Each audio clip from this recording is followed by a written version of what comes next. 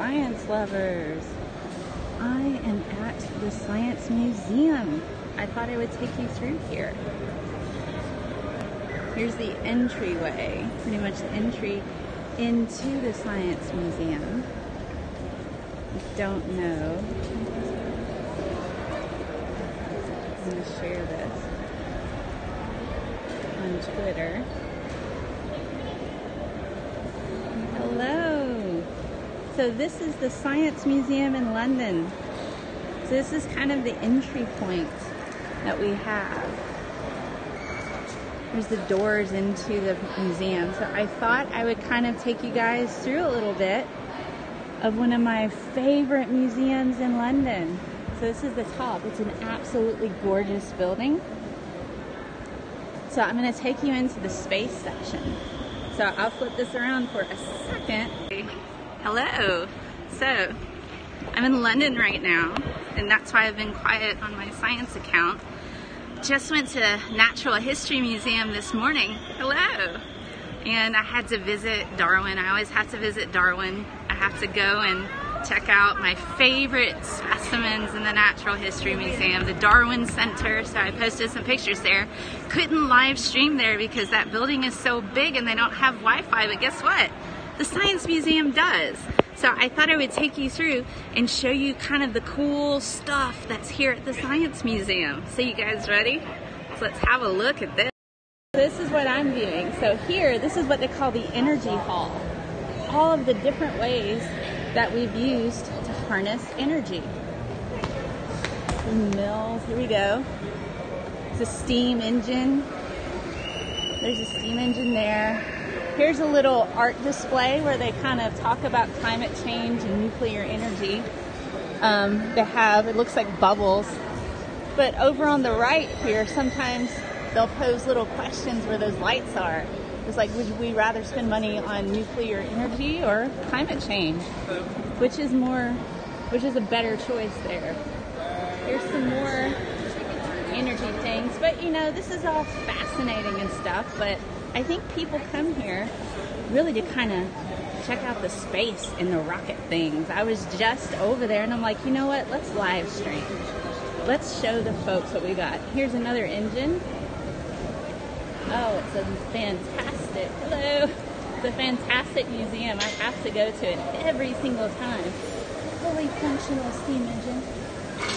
Isn't that neat? Working on it.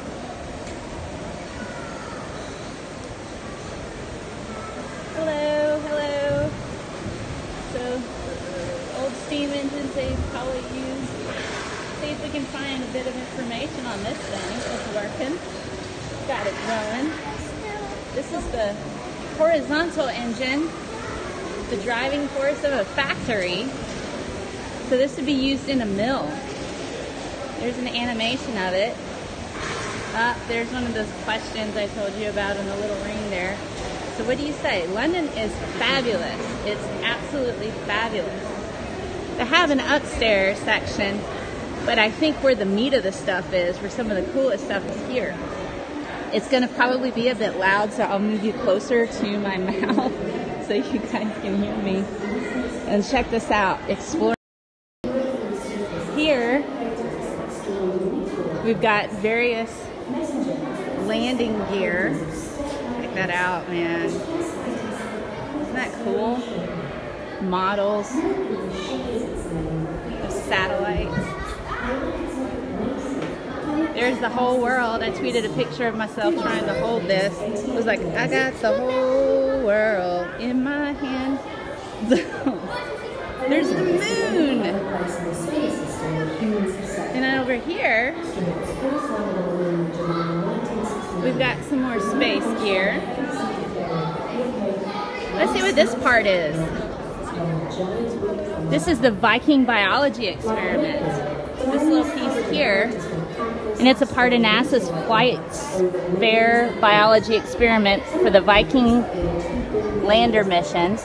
And the spacecraft scooped a sample of Martian soil and dropped it in the instrument, which analyzed it for evidence of biological activity. And the initial results seemed positive, But most scientists eventually accepted that this was due to other reasons. So this particular thing went to Mars, and it checked to see if there was cellular life in the soil. And they thought it would be positive, but it turns out, nah. Shame. I don't know if I can go over there. It's kind of dark. Let's go to a section that's not dark. Look at this cool looking thing. Mars 96. Isn't this neat? Phenomena instrument. Scientists designed this to show how the solar wind interacts with Mars' atmosphere and magnetic field. This would have told us more about the conditions on Mars and the chance of life ever having existed there. But the Mars 96 spacecraft carrying this instrument was destroyed by rocket failure. Oh, son of a gun, that's no good. Now let's go look at the lander over here. Look at this, man. There's Mars. Now I have Mars in my hand. See? I'm holding Mars. I love perspective shots. These are fun. Check this out. Look at the lander, man. Is that not cool? How cool is that?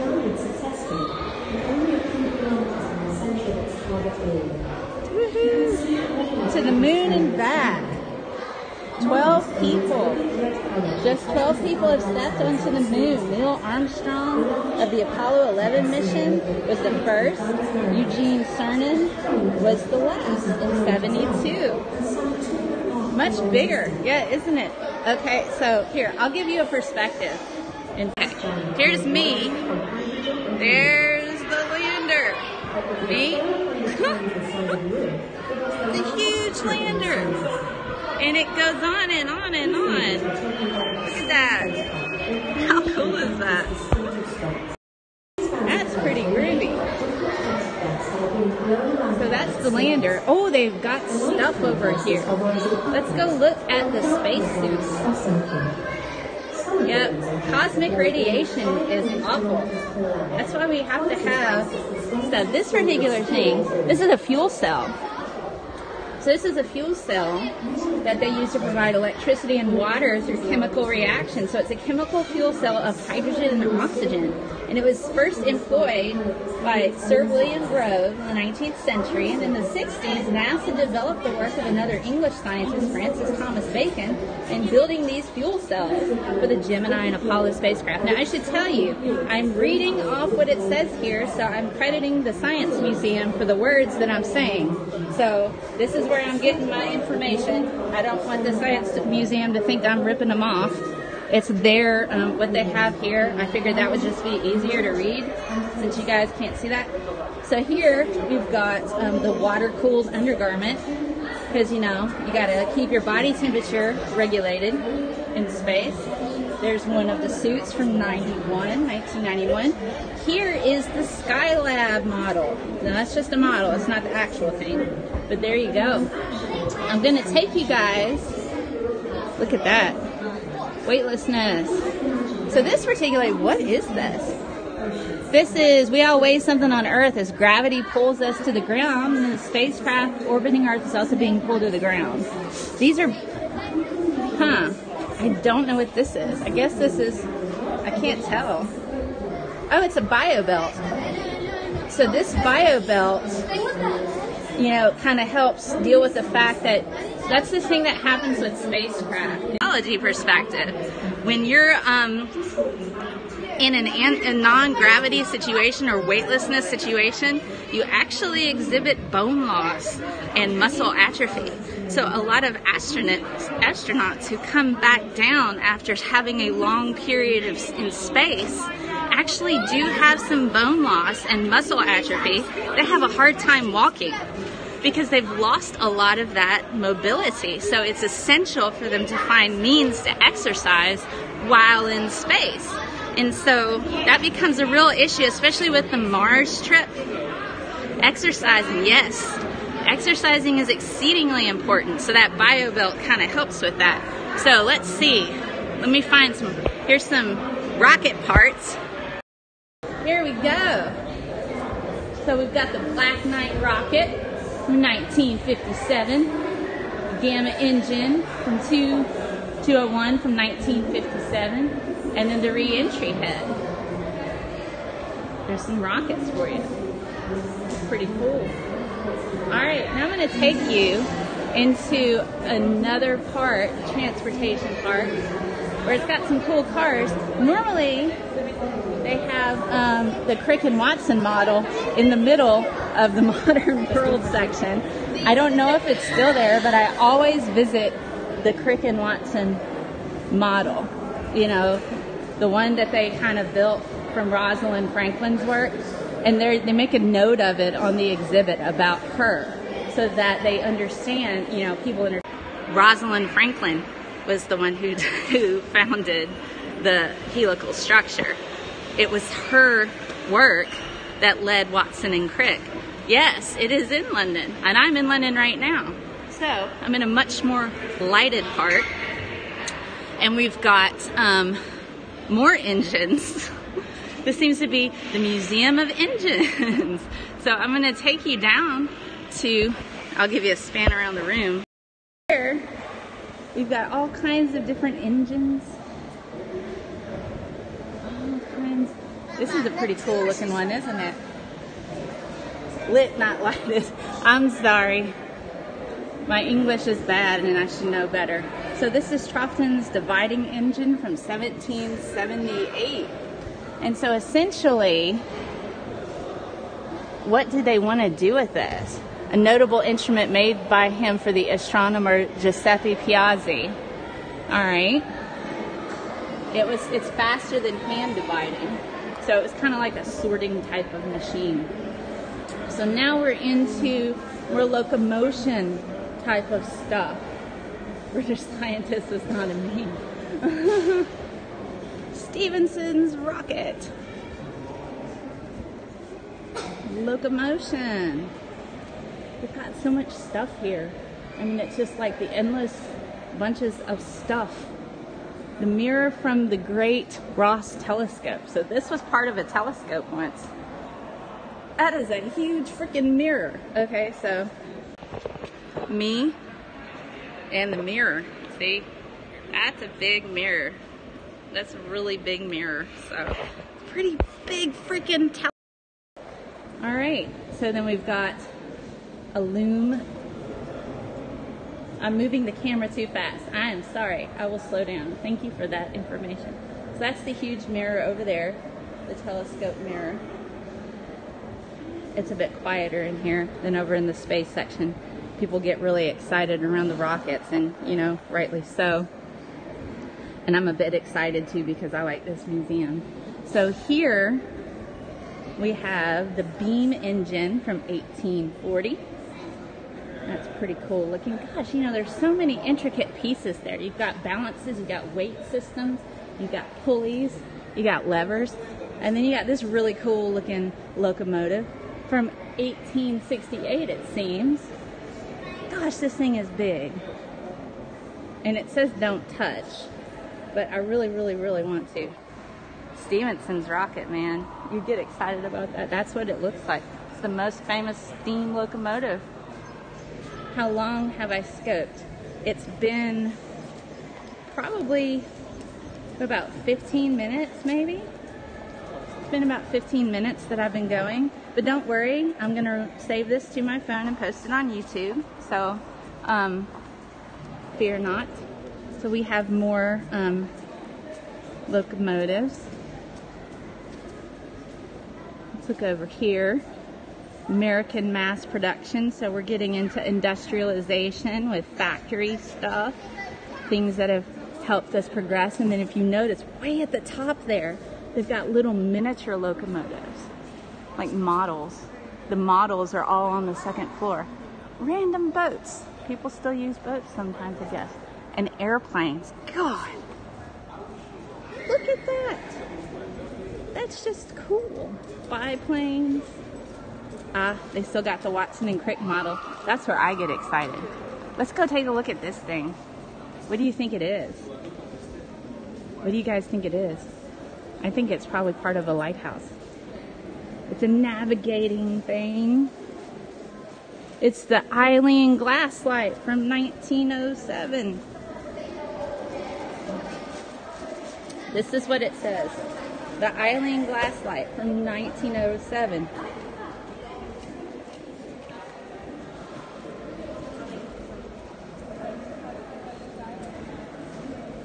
So there we go. That's pretty cool. So take a look. Here we've got the rings of prisms in this lighthouse use the Fresnel principle to focus the beam. That's how the light gave the maximum power and size without the lens being excessively thick. So they're able to use that effect. All right. Now we're moving on to diesel engines.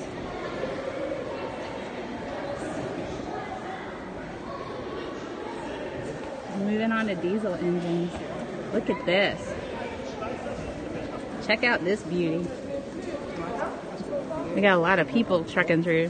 Very busy museum today. So here we got the Ford Model T from 1916. I wonder if it's still functional. Here, have a look inside. There's an Atom Smasher there. I wish I could light it up a bit better, but there, take a look. There's the old steering wheel, glass on the seats.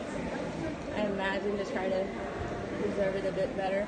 Back seat, little storage space where they keep the top part of it.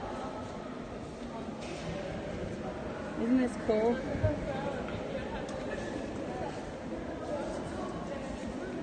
Ford. Here we go. So we go over here. This is pretty neat. And then right next to it, the world speed record contender. This boat, Miss England.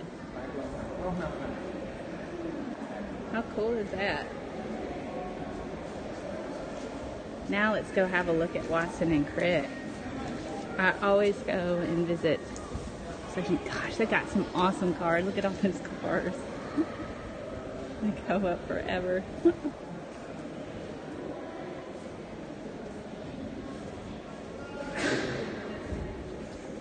That's a pretty cool car. Alright, so there's the Watson and Crick model.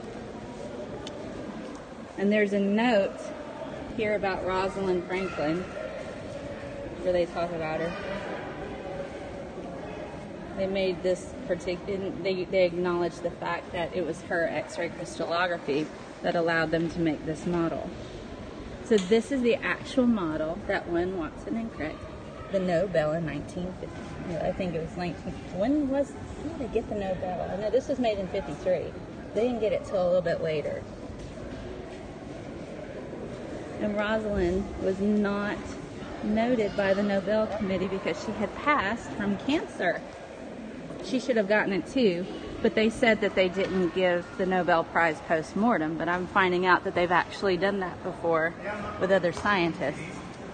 So they should go back and redo that. So if you notice the details, if you know a little bit about DNA, they have the hydrogen bonding between the pyridines and the purines and the pyrimidines. Those little lines in between, the little lines that are in between the metal spaces, those particular metal things there, that's supposed to represent, you know, the GCAT, and then the lines in between them are indicative of the hydrogen bonding. So that's what they're able to do. And then along the outside is supposed to be the sugar phosphate backbone. The rings are the sugars, and then there's a phosphate that's attached to each sugar.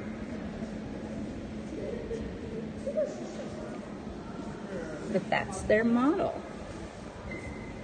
How groovy is that? And it's here in their things that made the modern world possible.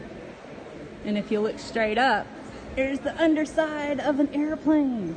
You know, it's just like an entirely random thing. But this cool thing, though, let's look over here. Here we go. Yep, here's a particle accelerator.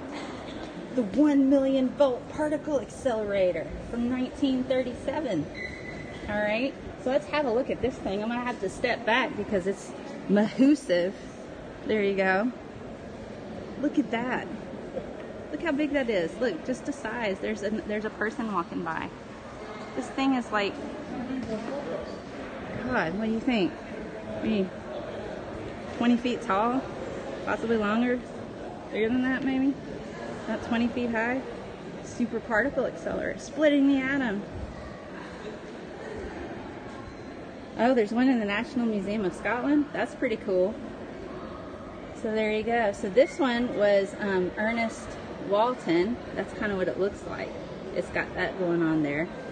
The electrical component testing using familiar high voltage apparatus. That's what that is. So this was in the struggle to split the atom.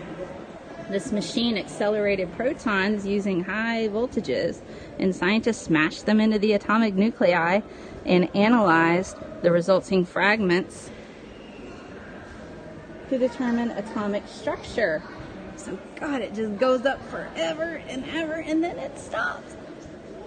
Just intricate details, man. It's just amazing, isn't it?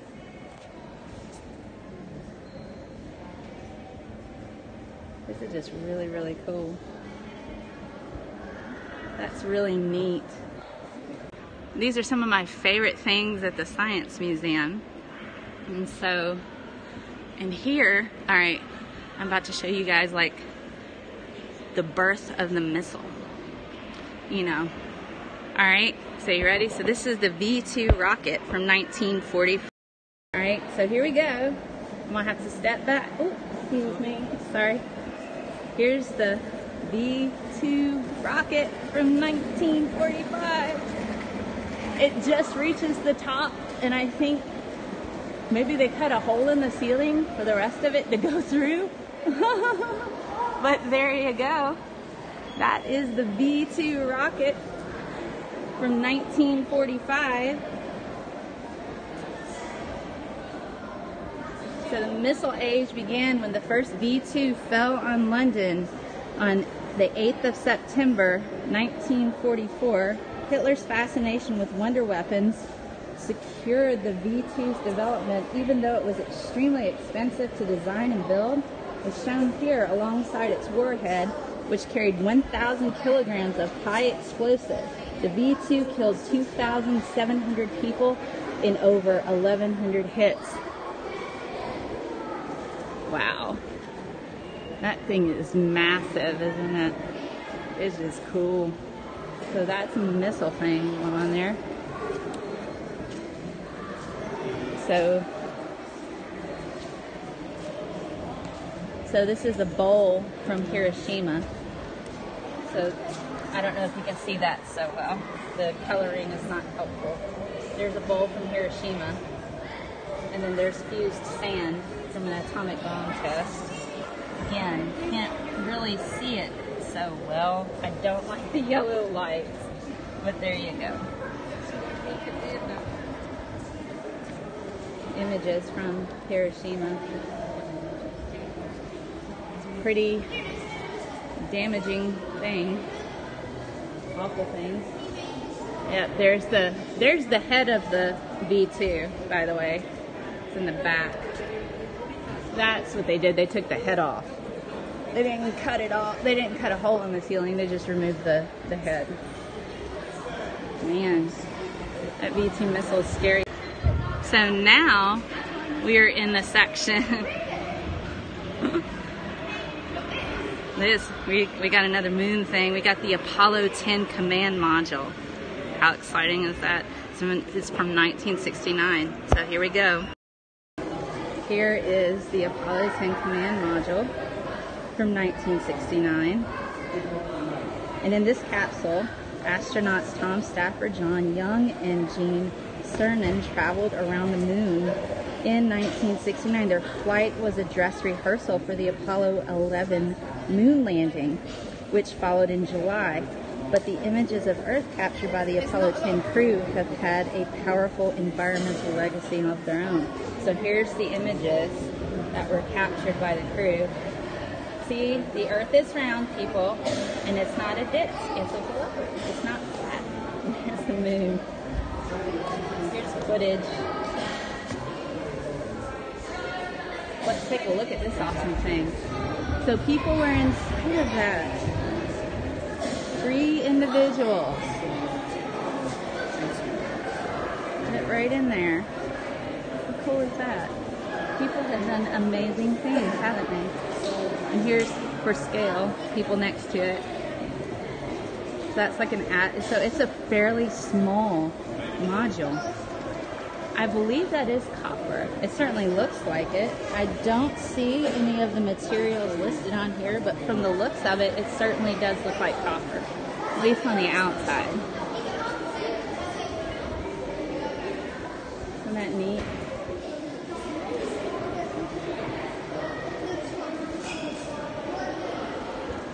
That is so cool. It looks like there's another cool thing that's over here, so I'm going to take you guys the Apollo 10 module, the dress rehearsal or the practice flight for the Apollo 11 moon landing. You ready to see the groundbreaking supercomputer for my computer tech people? So this is the Cray-1A supercomputer from 1976. So Seymour Cray founded the high-performance computing industry with machines like this. Its cylindrical shape kept wires short, so signals arrived at their destination sooner. With Freon cooling and pioneering processing systems, yeah, isn't this cool? The machine achieved then unrivaled operating speeds. It cost 8 million gold British pounds in 1979 and operated at England's Aldermaston Atomic Weapons Establishment. So let's take a look at the inside of the Cray. Look at that. Look at all of that. It looks like spider webs on the screen, but it's teeny tiny little wires. Yes, it's messy. How many tech people are cringing right there, like the built-in seating? You know, I wonder if that's where they kept the Freon for the cooling systems. But look at that. I'm sure there are tech people cringing right now from all of these wires, huh? It looks like your first PC. It might very well be like that. Yeah, wouldn't that be funny? It's pretty tall. So here's me and the Cray machine. It's about, I would say I'm 5'4". This thing is probably about 6 foot tall. So that's the Cray. It's for all the sysadmins to take naps. I believe it. 8 million gold British pounds in the 70s. The Cray-1. God, those wires. I would think they'd color code them better. I just see all that blue and white and I'm like, oh my God, what is that? What in the world is that? So there's a thing over here. Oh, here's the back. We didn't see this part. Look at that. This is part of the Cray-1 as well. Walk-in sunbed tanner. You know, you would think so. It looks like they even tried to make it fancy looking with the paneling. And it looks like it's got some texture. I dare say it might be pleather. Not quite leather, but the fake kind. You know what I'm talking about? That's kind of what it looks like. The pleather type of covering. And since this kind of looks like the fake leather as well, that would make sense. So they tried to make it look cool. That's where they fed the punch cards. Yeah, probably. Gosh, this thing. Alright, so let's take a look at this. A Colchester. Use only soap and water to clean this window. I have no idea what this is. It's made in Italy. Let me see if there's like a panel over here. I'm assuming it's some kind of computing device because it has reel-to-reel in it. It's too dark for you to see it. A time machine. They don't do anything. Here we go. The FANUC control system in Colchester lathe, 1987. So this is a mass production tool, machine tools with brains. So this is a smart lathe. So this would be what we call a smart lathe. it goes through and it's for mass production. It looks like it has various bits then. This makes sense now. The thing about this section in the Science Museum is that it's everything that's forwarded any type of aspect of our modern world. They just have put in this little bitty section. TV programs. They have something for that. Recording TV programs. You want to see their video recorder? Here we go. The Greenwich Time Service. So this is the Ampex VR1000A video recorder from 1958. They got a T-Maker probably. If they don't, they need one. So recording information-packed television signals is no mean feat. In 1953, the Radio Corporation of America demonstrated an experimental videotape recorder, which required 1.5 miles of tape to record just 4 minutes television. 1.5 miles tape for just 4 minutes of television. This Ampex video recorder, invented in 1956, overcame the problem and started a television revolution. So this solved a lot of issues for TV recording. It's pretty cool. Gosh, looks like we've got some chemistry going on, doesn't it? Got a little bit of chemistry going on. We got our reel-to-reel outfit in your front room. I'm so happy that we can record things on our phones now instead of hauling something like this out there. Good gravy. That would be insane. That would be insane to have to haul that around anywhere. So let's have a look. There's something kind of cool over here. So I want to see, it's a pack breaker. It's just like, take a whole day to bring that into something. So here is first prototype of the clock of the Long Now in 1999. So take a look at this. Okay, clock of the Long Now from 1999. This prototype, designed by Danny Hills, has been built by the Long Now Foundation to explore the mechanism for a clock intended to keep time for 10,000 years. The final version of the clock would be an enormously enlarged version of this clock, and it's a vast mechanism of architectural scale, big enough for visitors to walk through. And it is intended that this will be installed near a national park in eastern Nevada in a chamber hollowed out of a limestone cliff. And to reduce wear, the clock uses a torsional pendulum which rotates slowly, and the clock ticks once every 30 seconds. Doesn't this look cool? The clock is driven by falling weights, which are rewound regularly. And the full-size example would be powered by the energy from the footfalls of visitors by changes in temperature.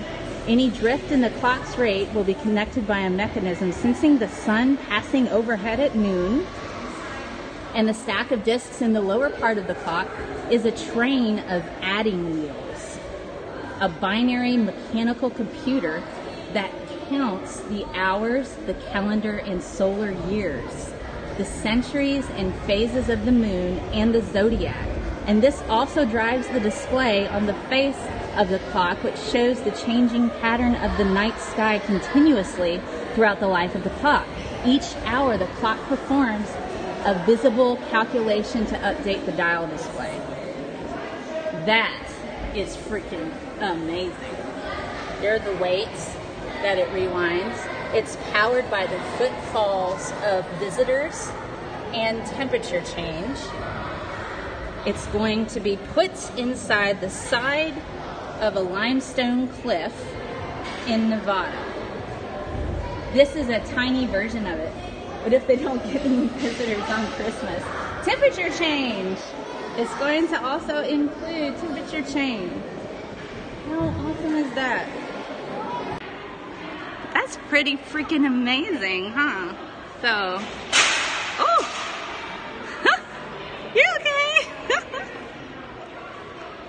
You drop things, you know, it's a party now. That is freaky clever. So this is another cathedral clock.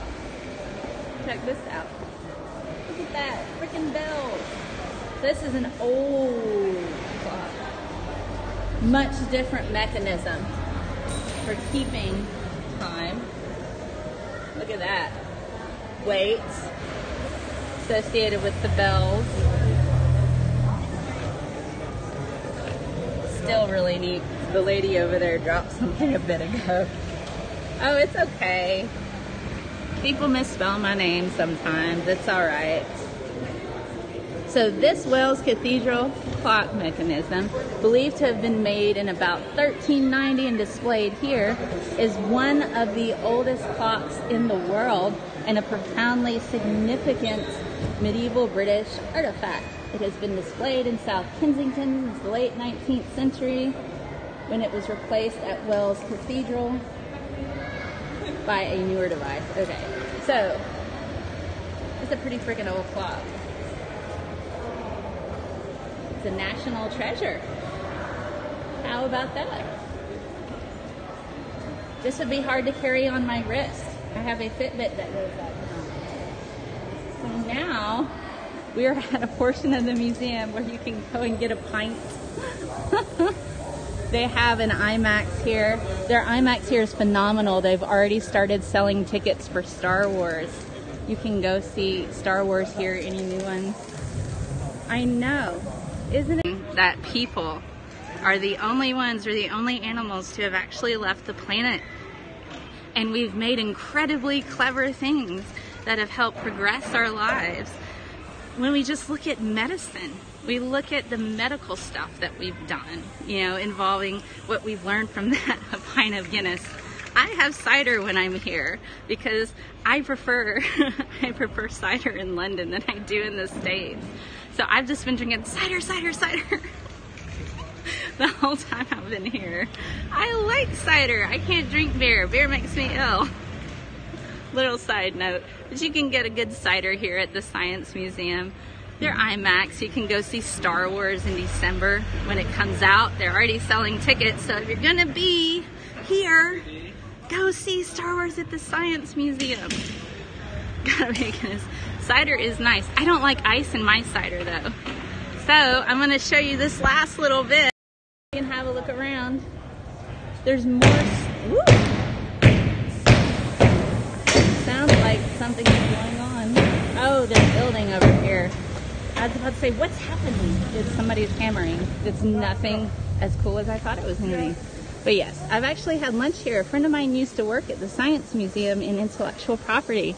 And so he would buy me lunch after he would show me the cool new exhibit. But yeah, if you get a chance and you're going to be out this way in December, they are selling tickets for The Force Awakens here. Results. So, my phone is about to die, but I wanted to share my favorite things from the Science Museum with you. Thank you. I'm so happy they have Wi-Fi here.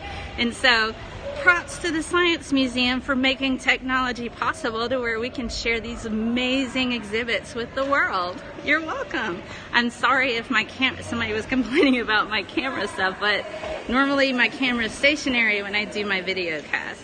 But, you know, we're walking and you're seeing stuff, so I'll let you see this last little bit before I start.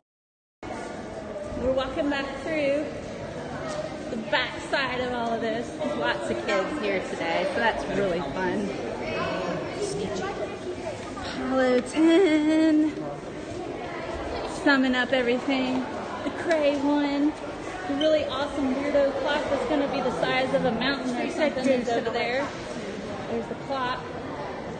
The Cray one. Hold on. We saw the Apollo 10. Crick and Watson. Ripping off Rosalind Franklin, but we know that. The V2. Huge V2. Ooh. Airplane. Proton accelerator. Trying to figure out how to split the atom. Fresnel lens technology, right? There's the rocket. The oldest locomotive, right? we're excited about that. Last little bit. And I'll leave you with that, the most famous locomotive. And then this huge locomotive. So do come out to the Science Museum. One last. If you're ever in London, the Science Museum is right next door to the Natural History Museum. You're welcome. And so if you do get a chance, spend a couple days. You can get through the Science Museum kind of quickly, but they're free. The museums are free except for special exhibitions, and even then it's an affordable price. So be sure you check out both museums. NHM is beautiful, and I could live there if they let me. So they're free. I always try to chip in a little bit of a donation while I'm here, and that way I kind of contribute when I can. Yes, absolutely free. But I do try to donate what I can when I come here. So you can check out all these awesome stuff. So, yay! So I wanted to share that with you, the Science Museum. And it's awesome they have free Wi-Fi, so I can share all this stuff with you guys and log on and stream without it being too weird. Yes, I think there are special events, and they do have late nights. There's science lates and there's NHM lates. So you can go and look at the exhibits, and then they have separate entertainment, and then, you know, they have snacks and various things to drink. So it's fun. Well, that concludes this for now. It was so awesome for you guys to join me, and I'll see if I can't stream again somewhere cool. Science is my thing, hence the name Scientist Mel. So check me out on Twitter if you have questions. I also post a lot of stuff while I'm out here. Thank you. And you have a YouTube channel, so I'll upload this to YouTube later on when I'm back where I'm staying. So you guys have an awesome day. I'm gonna head on out and probably go check out another museum. And my phone's about to die, so have a great day. Bye.